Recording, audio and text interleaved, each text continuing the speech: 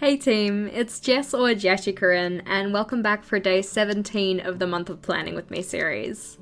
Something a little bit different today. Instead of going through my journal in kind of real time and then having the sped up bits and stuff, I've instead taken little bits of footage throughout the day and then just time-lapsed them together for you.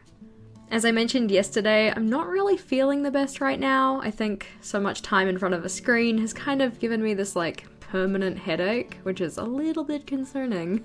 So I'm trying to take a little bit of time off this evening just to not be in front of my computer and kind of relax. Thus the different kind of video today.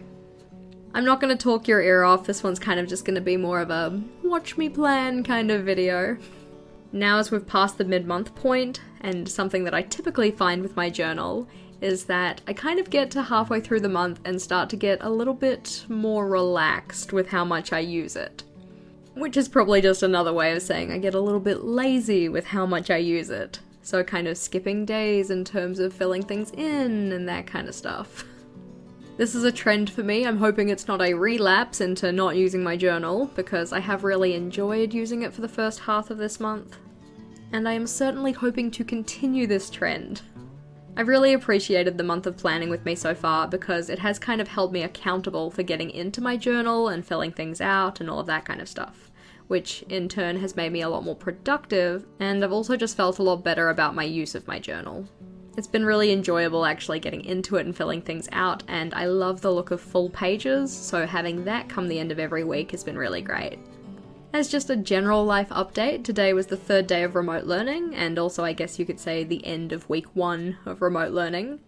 At this stage, it's looking like we're going to have a 12-week term, which is crazy long. This year and last year, and I think the year beforehand, our terms have gone 11, 10, 9, 8 weeks. So 11 for the first term, 10 for the second, 9 for the third, and 8 for the last. But because they moved the term 1 holidays to be 2 weeks earlier, we had a 9-week term 1, and looks like we're having a 12-week term 2.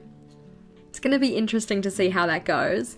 Technically speaking, with remote learning, during the lesson times, I have less to do. Because of the way I've set my lessons up, especially for my seniors, there's not as much for me to do in those lesson slots. But there is more prep work that needs to be done, with making the slides, which usually happens, but then also having to make the videos on top of those, which isn't something that's typical. I know it's a big learning experience for both me and for my students, and I'm interested to see how it all turns out in the end. It was also announced yesterday as part of the Prime Minister's address that when we go back down to level 3, we're currently at alert level 4, but when we go back down to level 3, schools will reopen. But for years 1 to 10, it will be optional, and for years 11 to 13, which are my seniors, they won't be at school. It's going to be interesting to see what happens with that as well, because if you make school optional for year 10 and lower, how many of those kids are actually going to show up? And if I do have kids that show up, does that mean that I have to teach half of the kids that are in front of me and the other half that are at home? So for my school and the way that they're doing things, I kind of expect what's going to happen is that we're still going to be teaching remotely, but the students that need to be at school will just be at school doing remote learning. Rather than having me in front of them teaching them in a classroom, it'll just be them accessing the materials online still, but from school.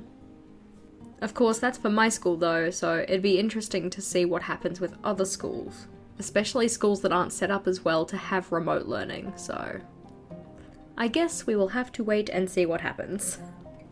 All in all though, I have been enjoying remote learning so far. It does certainly have some of its struggles, and I do miss being in front of my classes. But one thing I think it's really good for is getting students to work at their own pace. Some of the feedback that I've gotten from my students is that they really appreciate that they can work ahead if they want to. So if they've already finished the tasks that were set for that one lesson, they can work ahead to the next ones because the materials are there for them. Certainly the downside of remote learning would have to be that extra prep work though. I know that over the weekend I'm going to have to make about 8 videos for my students for next week. And that's only because the chemistry videos are already done. So it would have had to have been 12, but thankfully it's only 8 because some of them are already finished. Part of the problem with that also, and I know I've mentioned this to you guys before, but I'm a bit of a perfectionist, so it takes me longer to do things. I don't like to leave things at 80% done, like 80% good enough, which means that I spend a whole bunch of extra time fine-tuning something that realistically was going to be fine to give to my students anyways. I'm trying to let go of that a little bit, especially to kind of keep my sanity in a time like this, but I am who I am, so it's still probably going to take a while. Another one of the nice things with having had school over the past 3 days is that it's kind of put me back into a routine of having to get up earlier and go to bed earlier. My sleep schedule was getting well and truly stuffed up, with going to bed at like 11 or 12 or 1 or 2, and then of course sleeping in because of that. Yeah, it was not doing well for me, and probably has contributed to my ongoing headache. But being back into that school routine and having to be ready to interact with the students at 8:30 means that I have been getting to bed earlier, and thus have also been getting up earlier. On that note though, I think this is where I'm going to finish my voiceover for this video. I hope you enjoy the rest of it. As a general question though, I would love to hear about what collection pages do you guys have that you couldn't live without, or that you find the most helpful. One of the collection pages that I really love is my Tombow swatch page, because sometimes looking at the caps of the Tombows, it's kind of hard to tell what the colour is. And of course, some of those Tombows I've used so many times that the numbers have rubbed off them. So having that reference page means that I can figure out what the number used to be before it was rubbed off. I'm always on the lookout for new collection ideas, so I would love to know about the ones you guys find useful. But for now, here is me planning.